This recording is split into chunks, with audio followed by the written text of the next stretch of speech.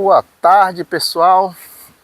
Hoje é 1º de janeiro de 2025. Estamos falando aqui diretamente da Serra de Baturité, novamente, em Pacuti, em meio a essa natureza linda, cachoeira ao fundo. E eu sou o Hélio Franklin.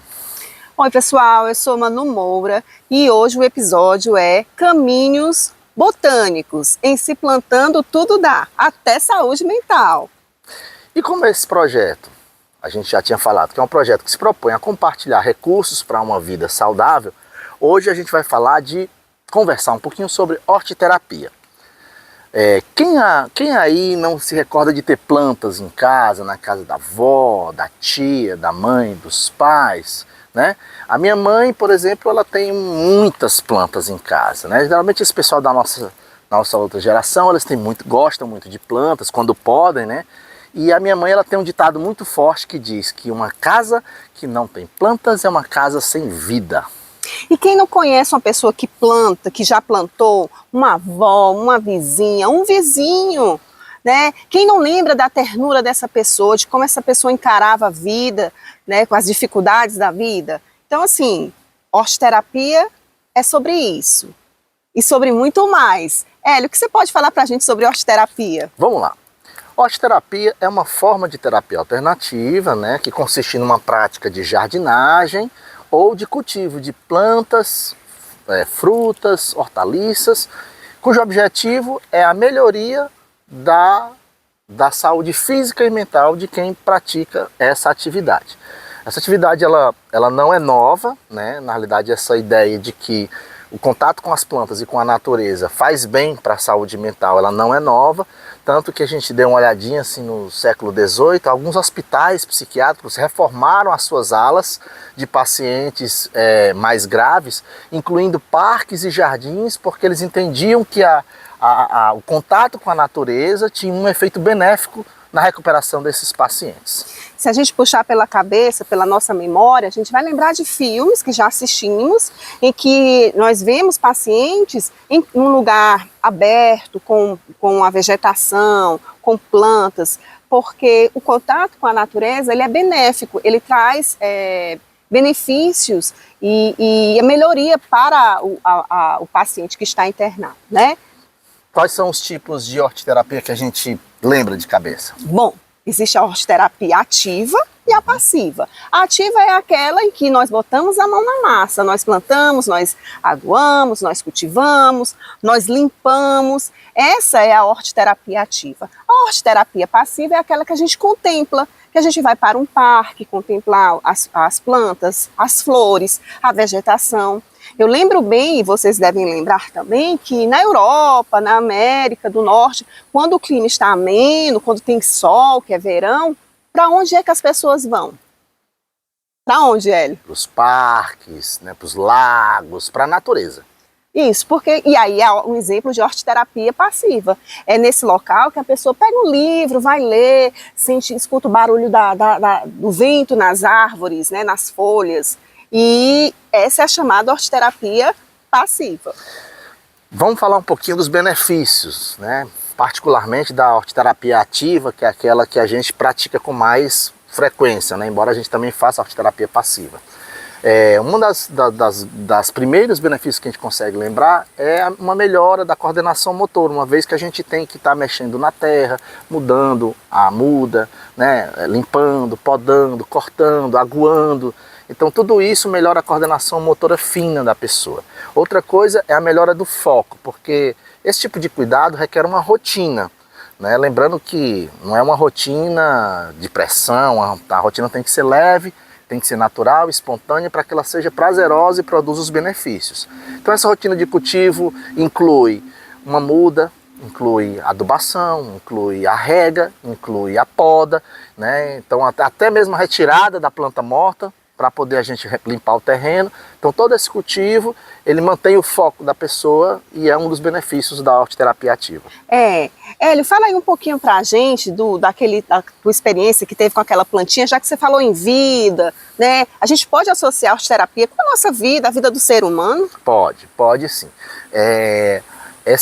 Um outro benefício que a gente tem é a perseverança, a constância e até a própria resiliência. Por quê? Porque Primeiro vai ter plantas que não vão vingar e outras que você vai ter que observar com bastante cuidado para que você perceba o crescimento dela. Eu tive uma experiência, ela estava falando disso, eu tinha uma plantinha aquática, eu criava numa garrafa e ela ficava na janela. De repente eu percebi que ela estava secando, caindo as folhas e estava fina. Eu retirei ela da janela e disse, não, ela já precisa ser substituída, ela já não está mais viva. E deixei no quarto para substituir depois. Só que eu deixei ela lá 2 dias. Quando eu fui ver, ela tinha 2 folhas novas, eu não tinha jogado água fora. Ela tinha 2 folhas novas e aí eu me animei, eu percebi que ela estava lutando para sobreviver, ela não estava morta. E assim é a nossa vida. Às vezes a gente pensa que está morto, que não tem mais folha, que está seco, e lá estamos nós de novo, folhinhas novas, brotando, e aí eu botei água, né? Eu botei ela de novo na janela e hoje ela está bem. Então cultivar é isso. A gente sempre traz o que nos faz bem. Então os exemplos, e é através dos nossos exemplos que nós podemos educar pessoas, crianças, porque o melhor exemplo é através da educação. Né, da prática. A melhor educação é através do exemplo, melhor dizendo, através da nossa prática. Falando em prática, outra prática que temos na hortiterapia é a paciência. A gente precisa ter paciência, somente nesse mundo que vivemos, e que tudo é muito veloz, que tudo muda num clique. A gente precisa ter paciência quando a gente trata, quando a gente lida com plantas, porque a gente planta e a gente precisa esperar o tempo certo dela florescer, dela chegar ao nível que precisa ser, que a gente espera. Muito bem. Essa espera, essa paciência, né, ela vem do fato de que os resultados dessa atividade não são imediatos. E isso também é um dos exemplos que a gente dá, se a gente quiser incluir eventualmente crianças nessa prática, de ensinar para a criança que nem tudo é imediato. Hoje nós vivemos num mundo imediatista, e ensinar para as crianças que eu boto uma sementinha e que ela só vai nascer daqui a alguns dias, que ela só vai brotar daqui a alguns meses, né? Que ela tem que cuidar todo dia para até aparecer, é um excelente exemplo. E aí a gente trabalha a ansiedade, isso aí. Paciência, ansiedade estão bem ligadas. A gente trabalha a ansiedade da criança, da pessoa, porque ela precisa esperar o tempo certo para ver os resultados surgirem. Isso. E outra coisa que a gente percebe também na hortiterapia, quando a gente está cuidando, é uma certa relação que a gente vai criando com as plantas e a gente vai se identificando com o processo de crescimento. Se vocês perceberem, a nossa vida ela é feita de altos e baixos. A vida das plantas também. Vai ter dias que elas vão estar mais murchinhas, como essa minha planta, né, devido a uma série de dificuldades que elas enfrentam, como pragas, sol demais, água de menos, né? Então todas essas coisas podem afetar o crescimento da planta, mas isso não quer dizer que ela está morta. E aí também essa lição vem para nós, que cuidar de uma planta também lembra o cuidado que nós devemos ter conosco. Como é que nós estamos nos adubando? Como é que nós estamos nos podando? Como é que nós estamos nos aguando? Cuidando da gente. Essa é a lição. Tem uma música do Vanderly que é Meu Jardim, que fala justamente sobre isso, estou cuidando do meu jardim, estou cuidando bem de mim, estou me podando, tirando fora algumas coisas que não são boas para mim.